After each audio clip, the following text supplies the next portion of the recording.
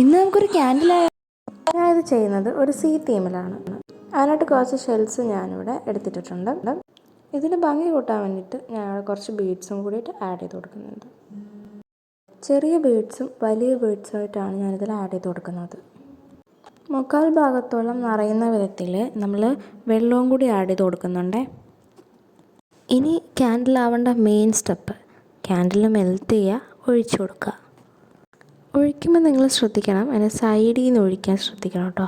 കാരണം ഞാൻ ഒഴിച്ച സമയത്ത് ഇങ്ങനെ മുകളിൽ നിന്ന് ഒഴിച്ചുകൊണ്ട് തന്നെ ആ ഒരു വാട്ടറുമായിട്ട് ഇങ്ങനെ ചെറുതായിട്ട് മിക്സ്ഡ് ആയിട്ട് പോയിട്ടുണ്ടായിരുന്നു. അപ്പോൾ അതിന് താഴോട്ട് ഇറങ്ങിയിട്ടുണ്ടായിരുന്നു ക്യാൻഡിൽ.